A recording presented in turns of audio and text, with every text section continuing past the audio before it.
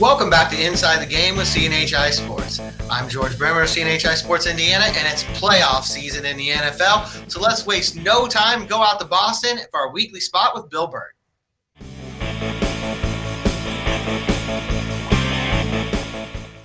Now it's time for our weekly spot with Bill Burt of the CNHI Sports Boston. And Bill, it's going to be an interesting playoff season, I think, here in the NFL. For one thing, when you look at these 14 teams, Washington obviously has a losing record. The Bears kind of backed in. The other 12, I don't know that there's a great deal of separation from 1 to 12. In your mind, given that kind of a setup, is there any game you look at this week where they're all kind of close, they're all kind of tight? Is there any one of these games where you look at it and think this could be an upset, this could be a surprise? For the most part, I'm gonna say they look pretty basic. Like they're all pretty easy. I don't say easy picks, but and that it doesn't always happen. I always say this weekend, I've gotten the first weekend wrong a lot, and then the scores are big. A team upsets another team, and then they get destroyed next week in the divisional round when it gets a little better. That's usually though with 2 bye teams. So, you're right. Other than those 2 teams, and I don't think those teams really have a chance unless there's fumbles, interceptions, and return for touchdowns. I think you're right. The one that's interesting is, first of all, I've been riding the Ravens really here for the last couple of weeks, and now they're favored. Ironically, they're favored against Tennessee, which I don't understand. It's like, am I a genius? No, I'm not a genius. So, but I think people are on that bandwagon. So I guess I don't know if it's time to jump off. But the interesting team, I'll say it again, is the Colts. And I think they're going to have to do something special to win. But I honestly think they're as good as anybody balance-wise in this whole playoff. And I do think that's more important now. These games are now 16-13, 19-15. They're weird scores. We're not going to get 38-35. At least I don't think so. I don't see a blowout city. Even I think Washington is going to give Tampa a good game. I'm gonna ride the Colts. I think that's the one upset here that I see potentially happening. And I'm not saying I'm going to pick them, but I'm liking them a lot. And again, under the radar from opening day of the season, nobody's talking about the Colts, and I wouldn't put anything past them. They relish that right now too. I mean, that all week long, that's all we've heard from the coaches and the players. Everybody's counting us out, us against the world. Coaches love that kind of motivational tactic. I think with the Colts, the one thing you got to worry about is consistency. They haven't put 4 good quarters together yet. I think everybody feels like if they could play a whole game like they played in Pittsburgh in the first half, they could play 4 quarters like that, they could beat just about anybody in the league. Conversely, if they play 4 quarters like they did in the second half, they could lose to anybody in the league. But I think one thing in that game that really kind of, and you can speak to this a little bit because you have more familiarity with him, seeing him twice a year in the division and certainly being, in that region of the country where I'm sure he's on TV a little bit. Josh Allen, from what I've been told, if he struggled this year, the times it's happened is against zone defenses. Yep. And obviously that's the number one, that's a meal ticket for Indianapolis. Well, he's had a season quite a lot like Lamar Jackson had a year ago. And again, the reason why I do like the Bills is they've been trending for the last couple of years. But I will say this is their year. You lose this game against the Colts, which could happen, then you're talking people will question everything. I mean, they have a bunch of regular season nice wins. They win the AFC East finally. Did they treat that like a Super Bowl? Did the city take that over the top? And like they've arrived, they've knocked the Patriots off. Well, that's not anything right now. Now you still got to win 3 games just to get to the Super Bowl. So, I think the Bills, another team, they remind me again of a little of the Colts. Probably a little better in a couple of areas, but very balanced. They can win a game defensively too. But look, Josh Allen's got to prove it, and he's got to prove it in January. And I mean, look, he beats the Colts. I'm not going to say he's arrived, but he's got to, in my opinion, I think this is a big game for him to look good and not to throw 3 picks and then pull it out at the end. I mean, that would be nice, but I'm talking about really playing an elite quarterback game at the right moment, because he is an MVP candidate. There's too many out there ahead of him, but he is a candidate. So look, the Bills are good. I wouldn't be shocked either if they ran the table. And that's back to what you originally said. There's not a lot from 10 to 1, not a lot of difference. Yeah, and I think along those lines, for me, the team that I would have picked as a surprise team until this week's events would have been the Cleveland Browns. I felt like that's a matchup. They know Pittsburgh well. Pittsburgh had been sliding, the last month or so of the season. I thought things stacked up decently for Cleveland to surprise. Now I'm not so sure, though. They're not going to have their head coach. He's out with coronavirus. They're not going to have a Pro Bowl guard in Joel Bitonio because of the corona situation. And even more than that, for 2 weeks now, they've been battling this virus, not knowing whether they've got the building open on a certain day or not being able to practice regularly. What do you think about that Cleveland-Pittsburgh matchup? Yeah, so I'm down on Cleveland. I think the Baltimore game was a very important game for them, and it turned the tides, in my opinion, of what we were going to see. I was not picking Cleveland to go deep, but I maybe had them winning the first game here, and or having a good chance to win the first game, and not anymore. They barely beat Pittsburgh, who I'm not going to say was throwing the game. They weren't throwing it, but they sat four key starters, and they literally were a 2-point conversion away from sending it to overtime. Cleveland almost lost that game. Cleveland's a funny team, and now losing their coach, who calls the plays offensively, that's going to be important. And you can't call your plays from home because there's a little delay. So that's not happening. I'm not a big Cleveland fan. I still think they're a year away, but I was looking for them to show some progress, and I don't think we're seeing enough. Baker Mayfield's had a good year for him. It's not really a great year. He's protected the football a little bit, but doesn't remind me of the kid that was in college making play after play after play. He's got a nice arm. He can make a few plays, but in the quarterback realm, I see him like in the 3rd tier of quarterbacks. So I'm not big on Cleveland. Really, I'm not big on Pittsburgh either. I was down in Pittsburgh when they were 10-0, 11-0, saying, you know what, they're the biggest phony undefeated team, and the 1973 Miami team has nothing to worry about. And ended up they had a nice win, comeback win, cup, 2 weeks ago, and I think that might have lit them up a little bit. But look, the AFC is the AFC, and it's where it belongs. I think that the probably the fly in the ointment is my Baltimore team. I think they got a chance to go deep. I will say this, that 3rd AFC game we talked about a little bit. We talked about the Ravens. I think Baltimore, Tennessee is the game of the weekend from my standpoint. I think that's going to be an outstanding battle. What's your take? Yeah, just the thing about Tennessee, but again, I'm if anyone watches this, I've been down on them. Their inconsistency. They looked really good, pounding the football. I mean, it's not really what you want to do heading into the playoffs.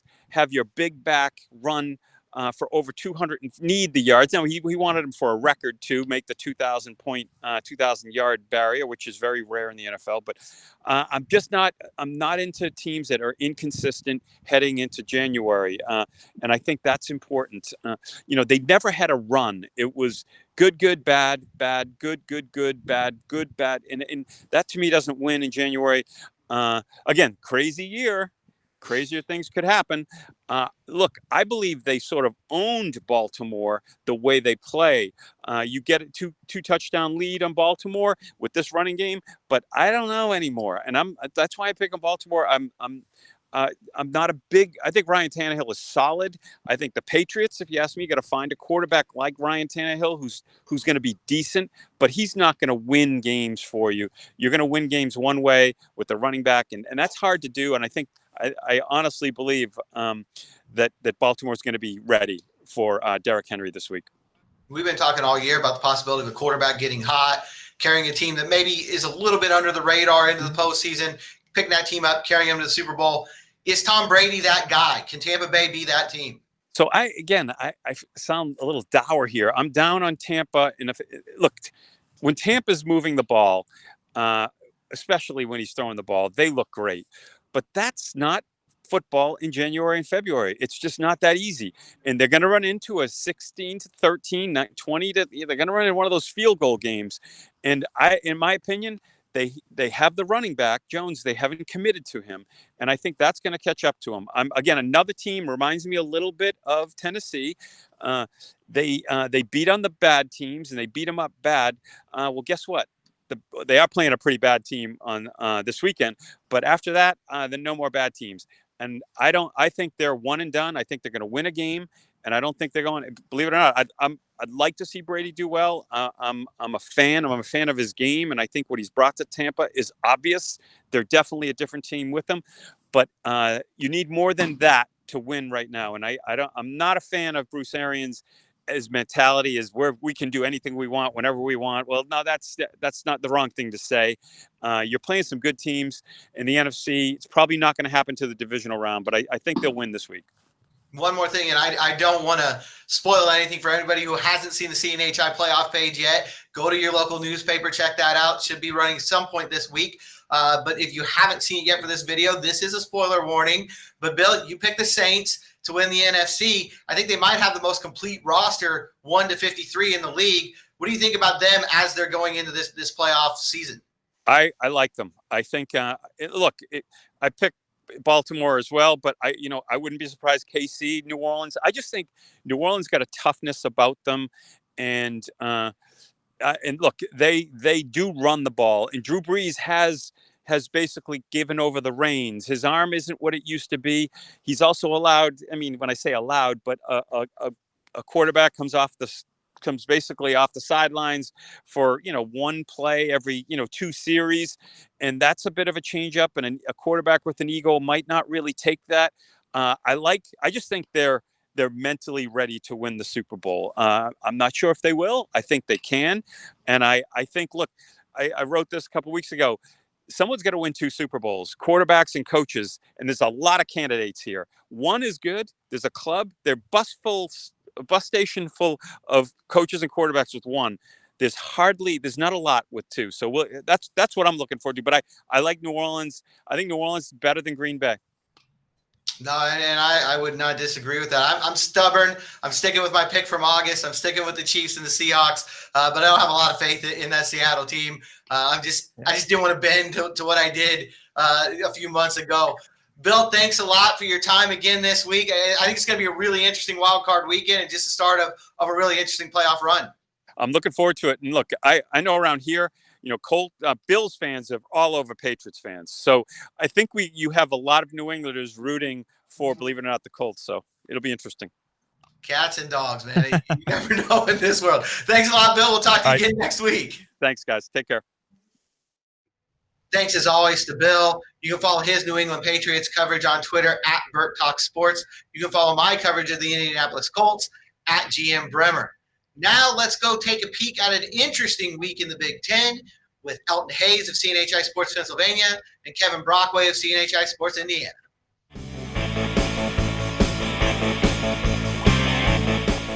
Now we welcome in Kevin Brockway of CNHI Sports Indiana and Elton Hayes of CNHI Sports Pennsylvania.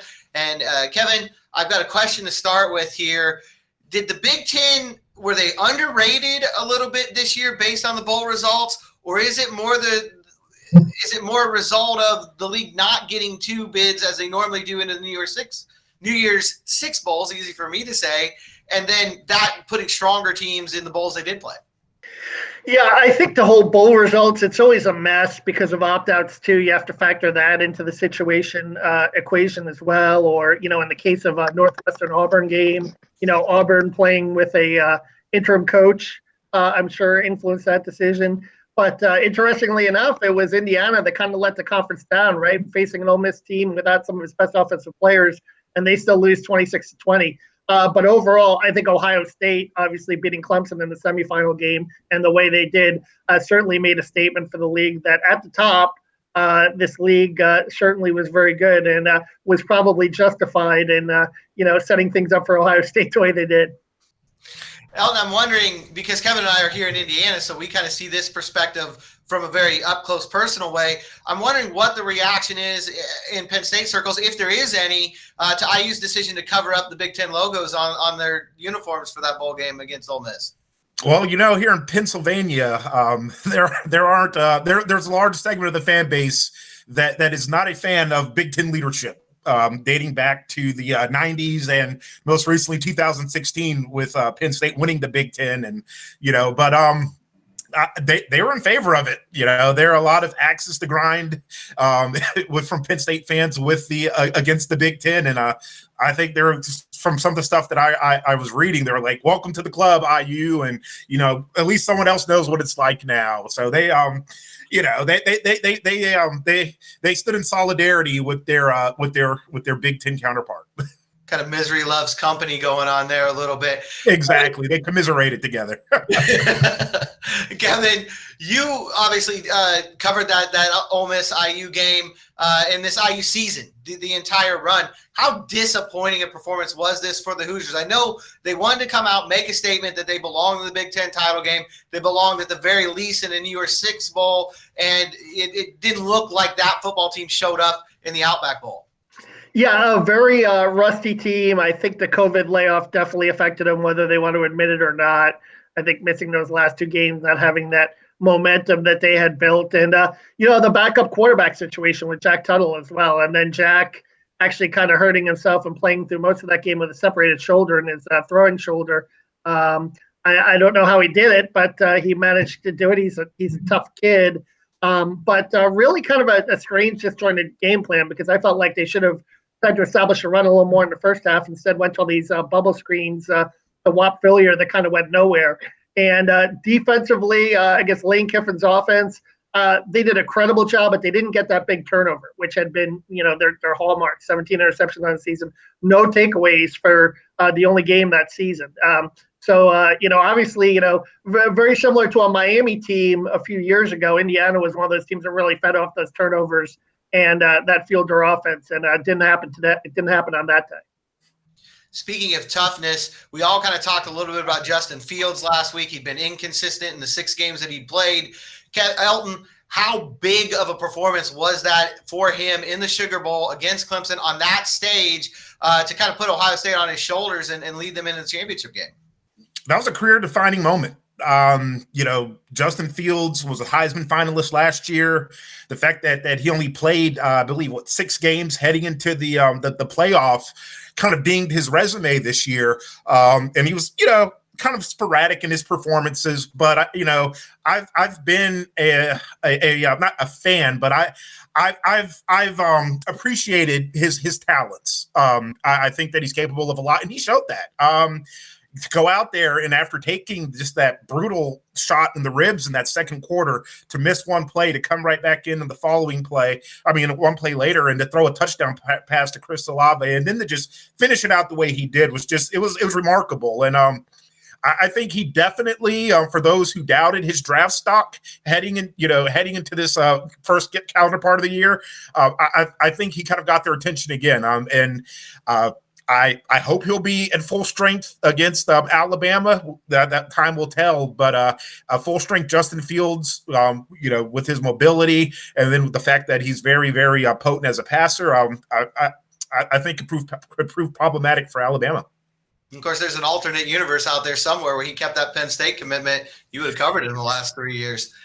Yeah, I was texting one of my buddies who covers, or he used to cover Georgia during that time. We were kind of texting, and I said, "Man, how bad does Kirby Smart look right now for letting him walk?"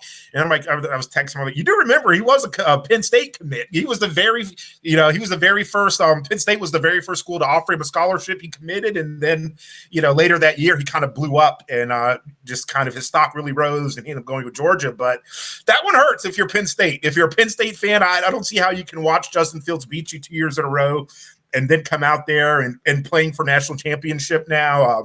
That stings. That stings. Absolutely.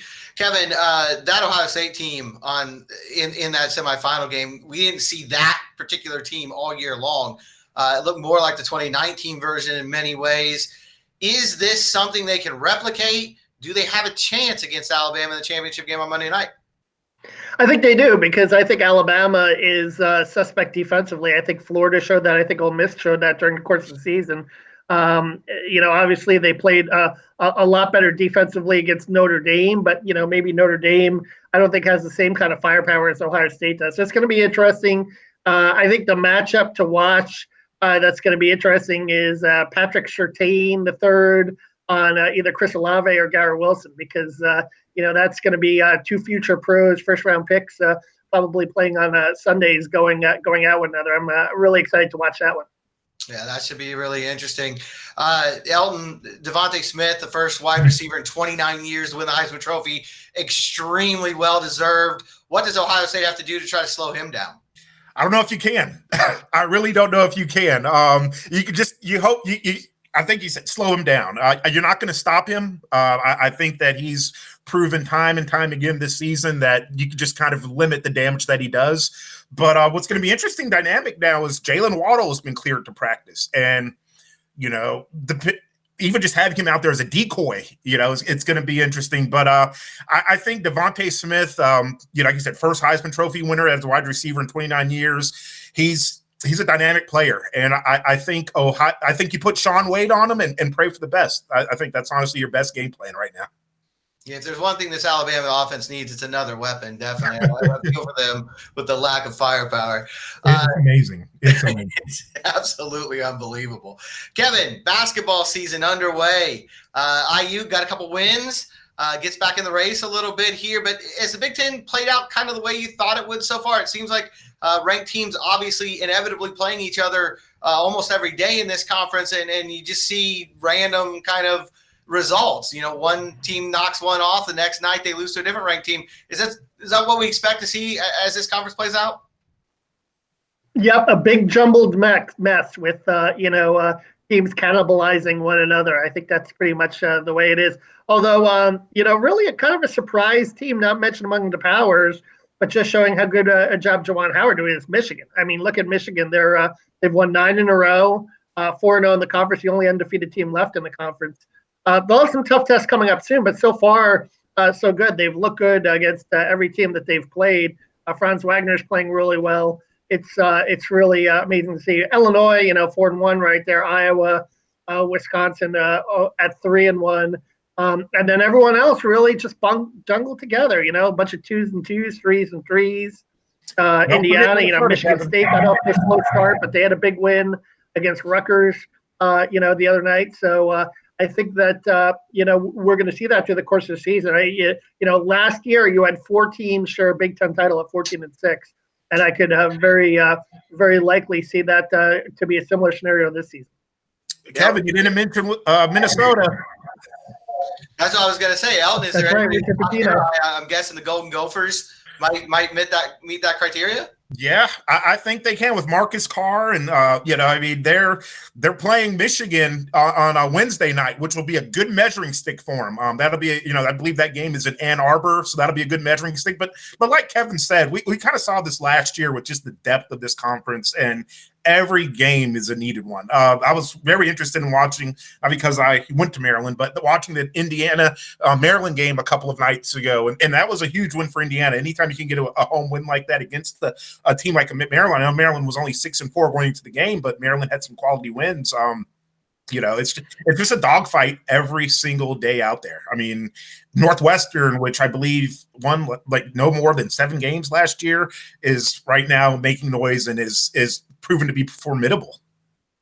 Yeah, and Indiana showed a little fight in that game. I think, losing Armon Franklin, their second leading scorer, their best shooter, they go 0 of 9 from 3 in the first half, 0 of 12 going into the second half. And to find a way to win that game, they really did it on the defensive end and on the boards to a +10 rebounding margin. So good win for Indiana, but it's going to get much tougher with Wisconsin on Thursday night, and then they go to Nebraska, and then they got Purdue. So we'll see how long Armon Franklin is out for. That's definitely going to be a blow to them.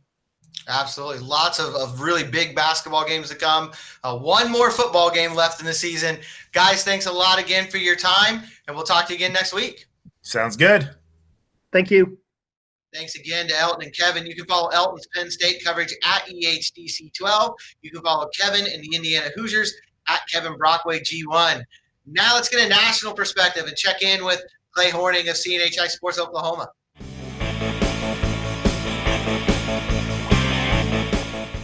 Now we welcome in Clay Horning, our national sports columnist. And Clay, there's so many great quarterbacks to choose from right now in the NFL, but Drew Brees, right atop the list, the all-time leading passer. He's so good. His backup, Phillip Rivers, is a potential Hall of Famer. His backup when he was in San Diego, Phillip Rivers is a potential Hall of Famer and still has not been able to surpass him. Can you talk about this a little bit, about the significance that this could be Drew Brees' final year as an NFL QB? It's funny. I can give you a backstory for all the talking we did before we actually started that I didn't mention, but I used to go to realclearsports.com to sort of see what people are saying around the country. If you go there now, it's no longer realclearsports.com, but it's something else, and there's a smattering of sports stories. And there was a story about Brees is going to enter the booth next season.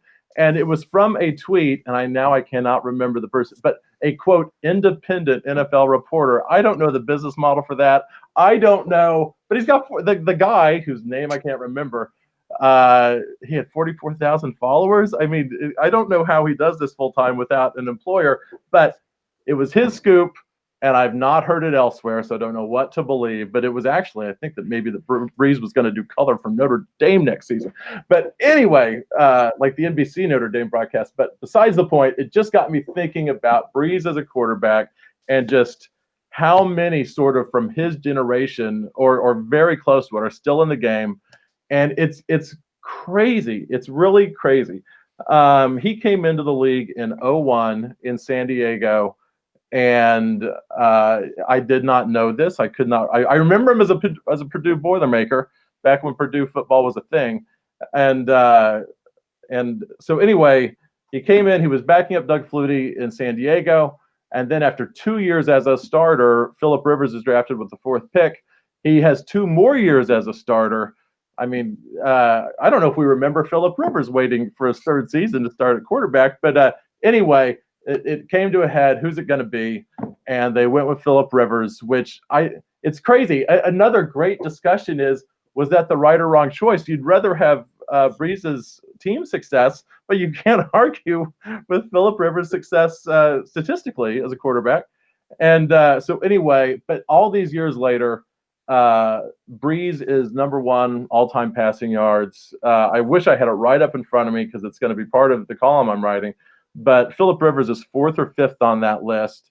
Aaron Rodgers is like 11th on that list. And compared to Brees, Aaron Rodgers might have 6 more NFL seasons. I mean, compared to Brees, he was waiting to get drafted yesterday. If you remember him in the draft room. And then I just went and thought, well, who are the Hall of Fame quarterbacks playing right now? And it's crazy. Drew Brees, Tom Brady, I think Rivers. There are people who will argue on that one. I think Ben Roethlisberger's in, and I mean in quickly. And Aaron Rodgers, absolutely. It's hard to imagine the career Patrick Mahomes is going to have and him not be a Hall of Famer. Matt Ryan, who you wouldn't think of, is in the top 10, 11, 12 passing all time. And he's only, I can't tell you when he came into the league, but I can tell you if he has the career of the guys we started this conversation with, he's got a lot of years left, and he may get in there on numbers alone. And I mean, Lamar Jackson, would you like his career? So, I mean, it's crazy, and it's funny. I don't know. Just in this moment right now, I just thought of the heavyweights of the 1970s. That was a golden age. Ali, Frazier, Foreman, Norton, and it's sort of like that. And you know what? You had this you had a generation. I'll get Hall of Famers that overlapped each other. Also included Troy Aikman, John Elway, Brett Favre, Jim Kelly, Dan Marino. Joe Montana, Warren Moon, Steve Young, all in the Hall of Fame, all overlapped one another, but sort of in the wave after them. And I don't know if Favre is in that wave or if Favre is in the wave that includes Kurt Warner, because those are the only 2 who have gone in, Warner and Favre, have gone into the Hall of Fame since 2006 as quarterbacks. Peyton Manning will go in, but after that, I don't know. I mean, I just don't know. I don't think Oh, why am I drawing a blank on Peyton's brother's name? Giant, 2 Super Bowls. Eli Manning. Eli Manning. I don't think he's going in. I don't think you can be a so-so quarterback over your career, but happen to win 2 Jim Plunkett won 2 Super Bowls. He's not in. So anyway, but it's just maybe we should appreciate it. And what's interesting also is that I don't live for football. I kind of live for baseball, and I love the drama of sports. So I will have even the Indianapolis 500 on when it's. I will have I'm interested in Daytona. I'm interested in the tennis majors, the golf majors. That's sort of the majesty of sports, not just a sport. So I'm not plugged into the NFL the way you are as a journalist, and the way so many people are as fans. But I keep my eyes open, and my goodness, we've been watching these people forever. And they're still good. I'm trying to think. Why isn't Randall Cunningham in the Hall of Fame? I love Randall Cunningham. Or Donovan McNabb is a good candidate. How many NFC title games did he take the Eagles to? But so you can make debates on others, but it's just a golden age. There. That's my thesis. You mentioned Randall Cunningham. I watched him all the time growing up, and I thought he was a forerunner of Deshaun Watson. As soon as Watson started playing, I felt like this is Randall Cunningham as an Eagle all over again. Mm-hmm. That being said, I think you make a case Drew Brees had the most unique career for one of these Hall of Fame kind of quarterbacks.